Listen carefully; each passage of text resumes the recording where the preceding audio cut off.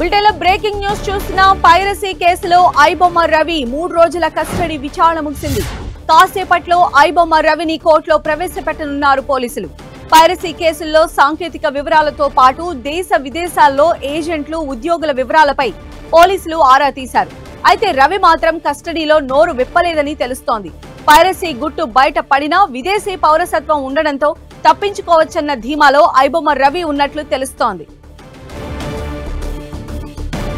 మరిన్ని అప్డేట్స్ తెలుసుకుందాం. మా ప్రతినిధి కిరణ్ మనకు అందుబాటులో ఉన్నారు. కిరణ్, సంధ్య రెండోసారి కూడా ఐబొమ్మ రవి కస్టడీ ముగిసినట్టుగా చెప్పుకోవాల్సి ఉంటుంది. ఇక ఈసారి కూడా చాలా కీలక విషయాలను రాబట్టే ప్రయత్నం చేసినట్టుగా తెలుస్తుంది. ఇక ఇప్పుడే కొద్దిసేపటి క్రితమే ఇటు రెండోసారి 3 రోజుల విచారణ ముగిసిన నేపథ్యంలో వైద్య పరీక్షల తర్వాత నాంపల్లి కోర్టులో హాజరుపరిచారు సైబర్ క్రైమ్ పోలీసులు. ఇక 3 రోజుల విచారణకు సంబంధించి కూడా ఏఎన్జీలా సంబంధించిన ఏదైతే ఇతడు నిర్వహిస్తున్న సైట్లకు సంబంధించిన వివరాలతో పాటు కొంత కీలక సమాచారంతో పాటు ఇక ఇతరకు సంబంధించిన ఫోన్ సైట్ సంబంధించిన వివరాలను కూడా తెలుసుకునే ప్రయత్నం చేసినట్టు ఏంజిలా అనే సైట్ ద్వారానే ఇమ్మడి రవి తన నెట్వర్క్ను కూడా ఆపరేట్ చేసినట్టుగా కనుగొనడం జరిగింది. ముఖ్యంగా బెట్టింగ్ యాప్లకు సంబంధించిన నిర్వహణ ద్వారా వచ్చిన నగదు సంబంధించిన వివరాలను కూడా తెలుసుకునే ప్రయత్నం చేసింది. ఇక రెండోసారి కస్టడీలోకి తీసుకున్న సైబర్ క్రైమ్ పోలీసులకు సంబంధించి కూడా గతంతో పోల్చుకుంటే కొంత భిన్నమైన సమాధానాలు చెప్పినట్లుగా తెలుస్తుంది. కొంత పశ్చాత్తాప పడినట్టుగా తెలిసినట్టుగా దీనికి సంబంధించి ఈ కేసు నుంచి బయట వెళ్ళిన తర్వాత పైరసీ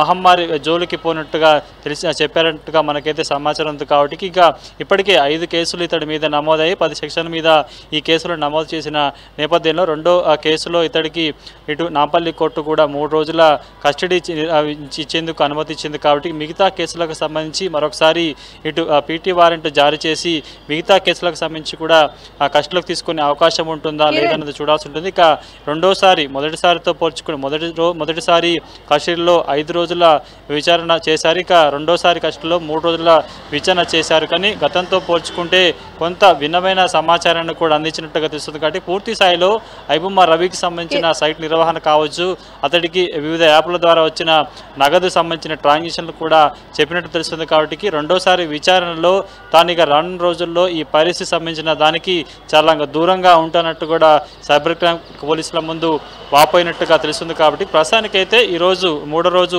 విచారణ ముగిసిన నేపథ్యంలో కొంత కీలక సమాచారం కూడా రాబట్టే ప్రయత్నం చేస్తారు. ఇప్పటికే రెండోసారి కస్టడీలోకి వచ్చిన ఐబొమ్మ రవికి సంబంధించి కూడా అతని తరపున న్యాయవాది బెయిల్ పిటిషన్ కూడా మొదటిసారి దాఖలు చేశారు. కాబట్టి సోమవారం ఆ బెయిల్ పిటిషన్ మీద వాదన జరిగే అవకాశం కనిపిస్తుంది. ఎందుకంటే మొదటిసారి విచారణ ముగిసిన తర్వాత రెండోసారి ఇటు సైబర్ క్రైమ్ సంబంధించిన పోలీసులు కూడా అతని పీటీ వారెంట్ మీద మరో కేసులో అదుపులోకి చేయడం, అరెస్ట్ చూపించడం, ఆ తర్వాత కస్టడీ కోరుతున్నారు. కాబట్టి ప్రస్తుతానికైతే సోమవారం రవి బెయిల్ పిటిషన్ సంబంధించి కూడా వాదనలు జరిగే అవకాశం ఉంది. కాబట్టి ఈసారి బెయిల్ వస్తుందా లేకపోతే మరికొన్ని కేసుల్లో రవిని కస్టడీలోకి తీసుకునే అవకాశం ఉందా లేదనేది చూడాలి.